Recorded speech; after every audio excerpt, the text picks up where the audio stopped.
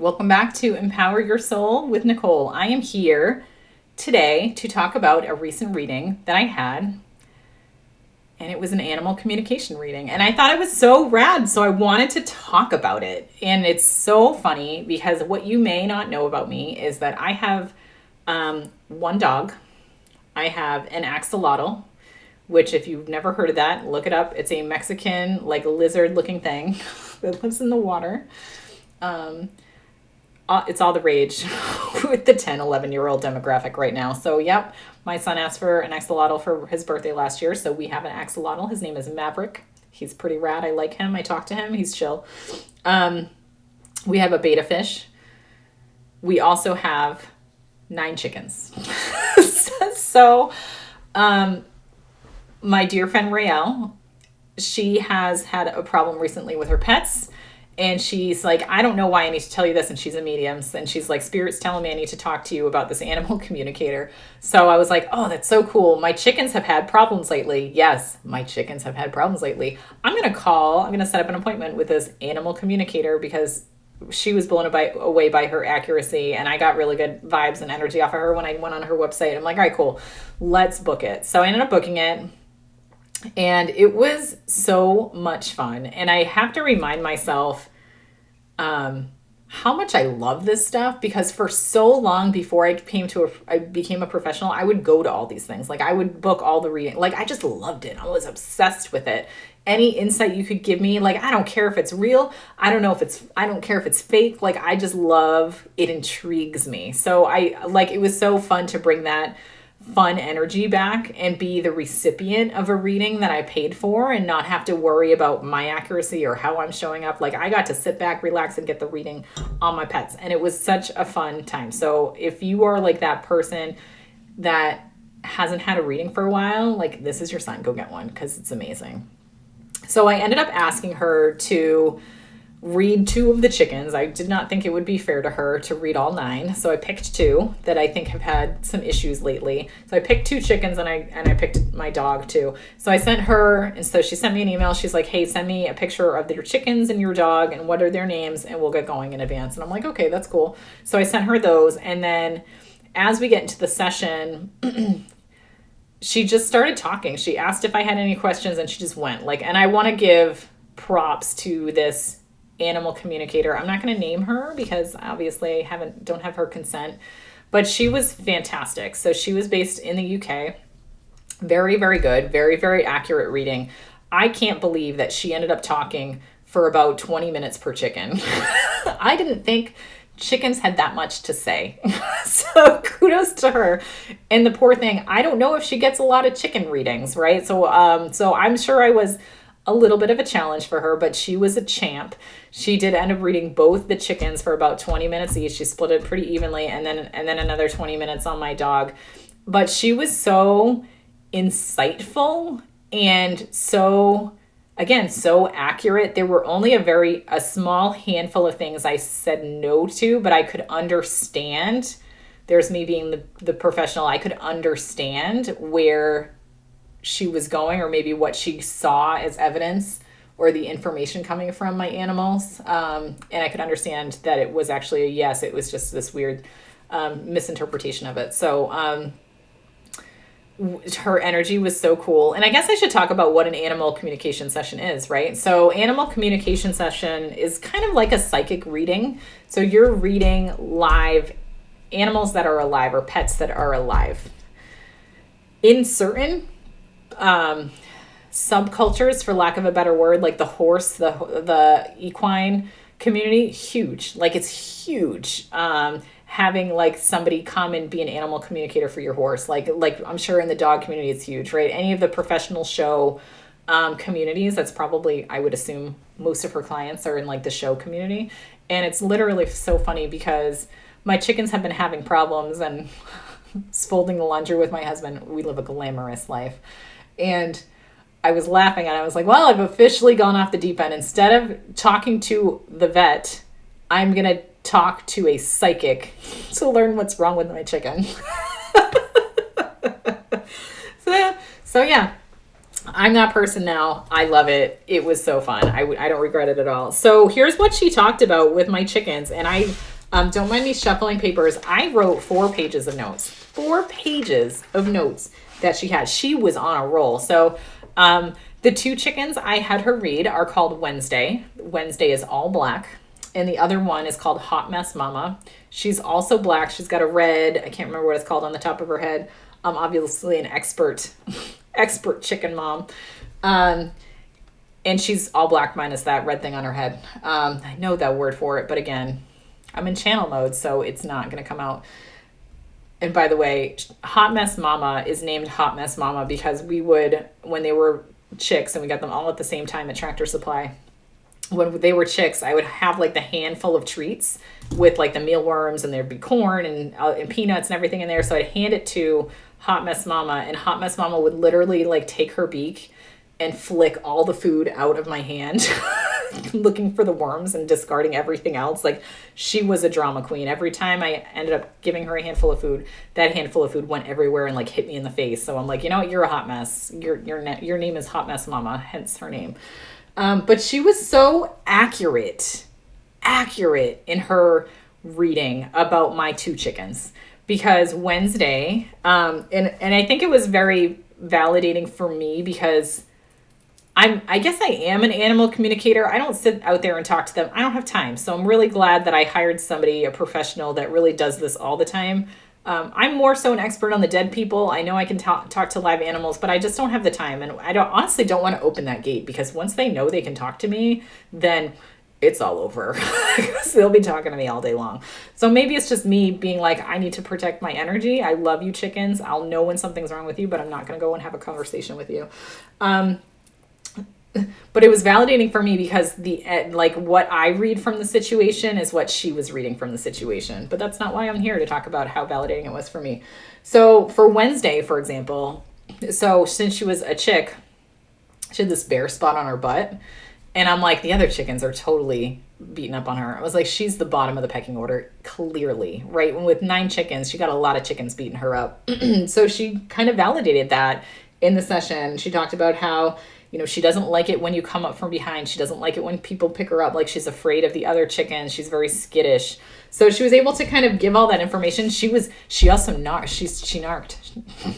She did. Was that the right word? No, that's not the right word. She also pointed out the one that was picking on her the most.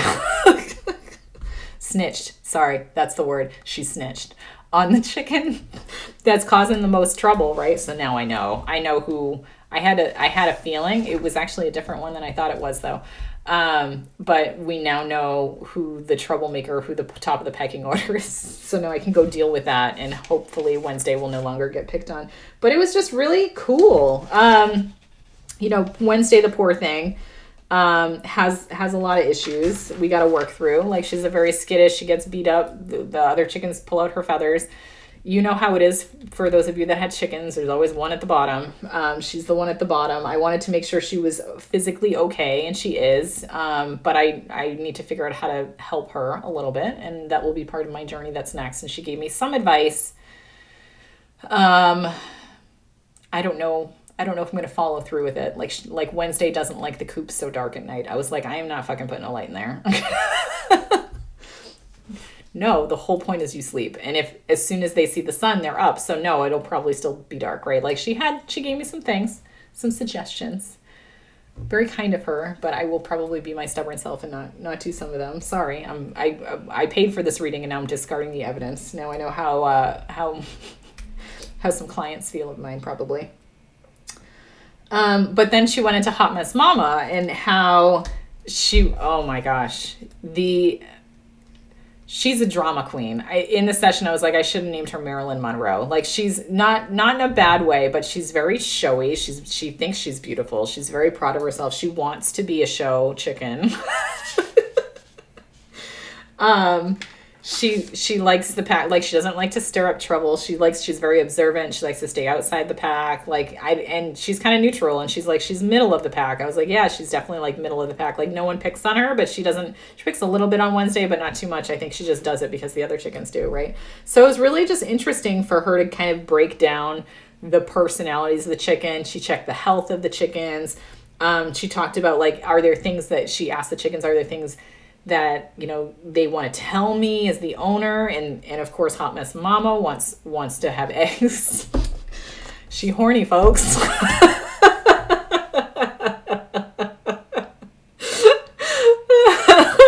So, yeah. And that's what she said, right? That's what she said. She wants a rooster. She wants babies. So it was just really funny to kind of hear the information and hear what my chickens say. And like, Hot Mess Mama knows when there's a stranger, and she loves the attention of strangers. So she's talking about that. So it's just really cool to kind of get the information on my chickens and know that they're okay. Not that I have a lot of time or energy to really dedicate to them besides going out and cleaning out their poop every day and making sure they have food and water. But it was nice to hear that generally they're happy chickens. They love the setup, and that there's not much else I could do. Because I have I'm very guilty mom conscience. I have PTSD from vets who would shame me for not being probably that show person that had, you know, considers my pets my kids. And no judgment if you do, but I have real kids. I pets are pets, right? I love them, but pets are pets, and I'll take care of your basic needs, but I'm not going to cuddle you all hours of the day. I don't watch TV. This is not cuddle time for you. So I guess that transitions into my dog, right? And what I had about my dog, let me see what else. Oh, and it was cool because I was able to ask her about, like, we have a mite situation. How are the mites, you know? And I was able to ask her that, and it was just really cool to be able to ask her questions about my chickens that I've kind of like, I think I know the answer to, but to hear her say the answer, whether it was agreement with what I thought or disagreement with what I thought, it was just really good to get her perspective. And then we get to my dog, and I mean, she nailed it. And I could see, I could feel, I couldn't see it. I don't know if I was looking. I wasn't in that mode because I was listener mode. But I could feel her energy change, and she got into the zone when we started talking about my dog. Like, you could just, like, her energy settled, and she was, oh my gosh, like, spot on. And she was flying through all the evidence, you know, and she talked about how he's a worrier, even though on the outside he's really fun and playful. Like, he's a worrier on the inside. He's really nervous all the time. He doesn't like it when we go places. He doesn't eat when we leave him with our dog sitter. All true, all completely true. And she's like, but he has really good care when he's dropped off the dog sitter. I can see that they feed him table scraps. I'm like, yep, absolutely true. But it takes him a few days to settle in. Yep, that's true. She talked about, let me see if there's anything else on here. I need to tell him we're not going on vacation soon, apparently, because he's nervous about us leaving. This is the time of year we usually do something. Loves a job to do. He barks at the Amazon truck because he has too much energy because we haven't exercised him, of course.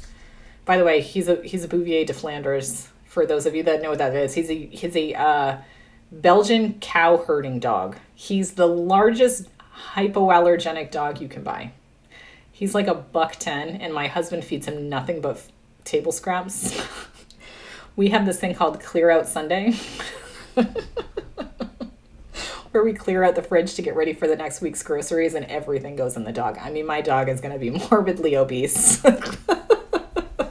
Oh God, it's not good for their health, but man, my dog is the most food motivated dog in the planet, and he loves it.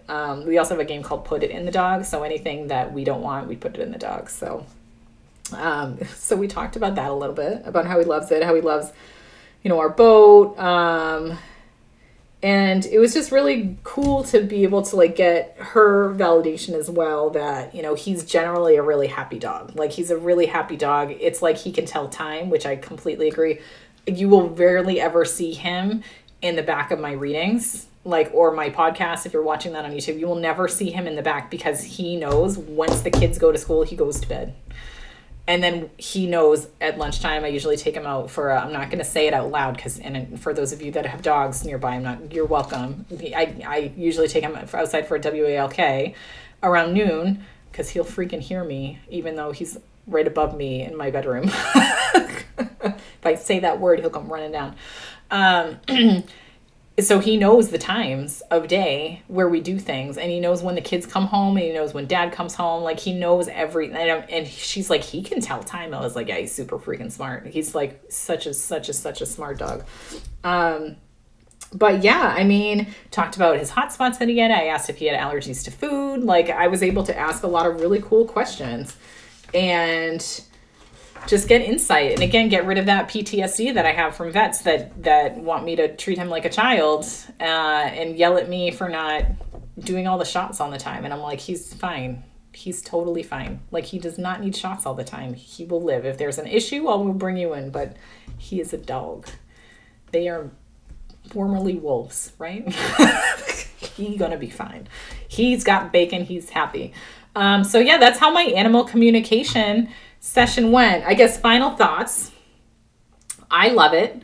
I would say if you do this work, you can do animal communication, right? Because it's more of a psychic level and it's really talking to live creatures instead of dead creatures, but it's all energy regardless. So if you are a medium or you are have some of these awesome skills that are so much fun, give it a try. Go try to talk to your animals unless you don't want them bothering you all day. But yeah, I highly recommend it if you have pets and you just want to learn more about them or get their feedback or want to talk about something that's going on. Again, like I'll still probably do what I got to do and I'll still probably make the decisions that I'm going to make on them. But it was just really cool and a really fun experience to do an animal communication session.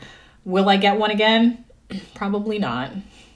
Probably not. But I do recommend it. It was really fun. So yeah.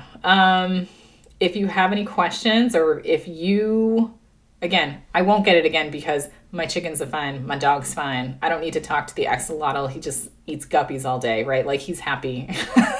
I don't want to talk to the betta fish because he's probably miserable.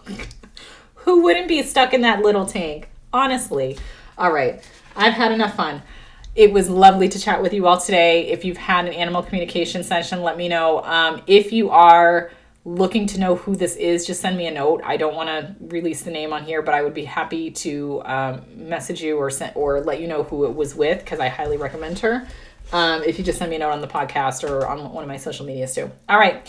Have a wonderful day. Take care.